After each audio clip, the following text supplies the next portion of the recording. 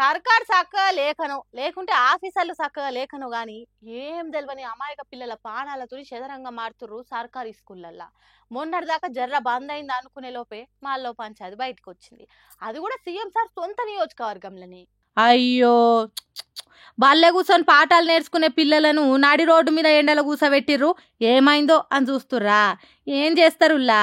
ఈ స్కూళ్ళల్లో పెట్టే తిండి అలా పానాల మీదకి వచ్చినప్పుడు ఇట్లా బయటికి వెళ్ళి ధర్నాలు చేస్తేనైనా సర్కార్ దిగొస్తుందని తాన్లాడుతుర్రు. పాపం మళ్ళా ఇదేడనో అయితే ఇంత రచ్చ కాకపోతుండే కావచ్చు. ఇది కుద్దు సీఎం రేవంత్ సార్ సొంత నియోజకవర్గమైన కొడంగల్ కోస్గి మండలం షెన్నారం సర్కారీ స్కూల్లా ఉడకని అన్నం, నీళ్ళసొంటి సాంబారు, ఆ సక్కదనాల తిండి కూడా ఒక్క పూటనే పెడుతుర్రట. మళ్ళా వారంలో 2-3 సార్లు పెట్టాల్సిన గుడ్డు, అరటిపండు నెలలో ఒక్క పారిస్తురంటే చూడుర్రిగా ఎంత దిగజారిపోయిందో పరిస్థితి. ఇట్లా జరుగుతుందని పిల్లలు వాళ్ళ అయ్య వాళ్ళకి చెప్తే వాళ్ళు కూడా ఇప్పటికి బాగానే సార్ల టీచర్లకు సార్లకు చెప్పిర్రట.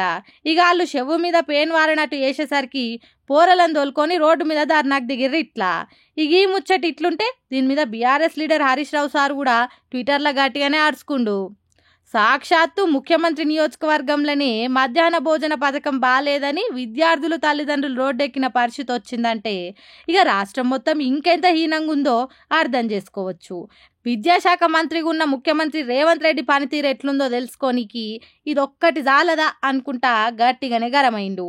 ఇప్పుడు ఈ ముచ్చటెరకైన జనాలంతా ఏందయ్యా మాకు ఈ గోస, ఎన్నిసార్లు మొరబెట్టుకున్నా అసలు పట్టి లేనట్టు చేస్తే ఇంకెవరికి చెప్పుకోవాలి మా బాధలు? ఇదేనా మీ ప్రజాపాలన? ఇదేనా మీరు అన్న మార్పు అనుకుంటా అగ్గి మీద గుగ్గిల మూలే మండుతుర్రు ఎన్నో ఆశలతోని చెయ్యి గుర్తు కోట్లు గుద్దిన జనాలు.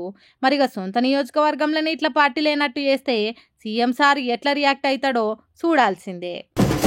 చెప్పి చెప్పి మా నోర్లు గుంజుతున్నాయి గాని బయట తినకమంటే ఎవ్వరు కూడా ఇంటలే. లేలే మేము మంచి హోటల్ నుంచి తెప్పించుకుంటాం అని ఫీల్ అవుతురు కానీ ఆ మంచి హోటల్ పనితనం తెలిస్తే మాత్రం తిండి అంతా బయటకు వచ్చేదాకా కాకుతారు కావచ్చు.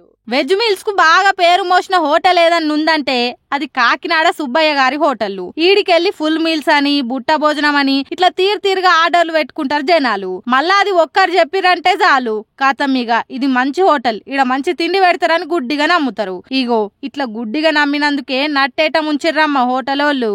సుబ్బయ్య గారి హోటళ్ల మీద ఫుడ్ సేఫ్టీ అధికారులు దాడులు చేస్తే తనిఖీలల్లా డేట్ అయిపోయిన ఆహార పదార్థాలను వాడుతున్నట్టు తేలింది. వాళ్ళు ఇచ్చే నిల్వ పచ్చళ్ళు, పొడులన్నీ కూడా ఫ్రెష్ గా లేనట్టు గుర్తించారు ఆఫీసర్లు. ఇట్లా ఇంకో పారి చేస్తే మాత్రం హోటల్ మీద కఠిన చర్యలు తప్పయని వార్నింగ్ ఇచ్చిపోయారట అధికారులు. ఇక ఇప్పుడు ఈ ముచ్చట తెలిసిన జనాలు నిత్య ఆడికెళ్ళే తెప్పించుకొని తింటున్నాం కదా అని నోటు మీద ఏలేసుకొని పార్షాన్ అవుతుర్రట.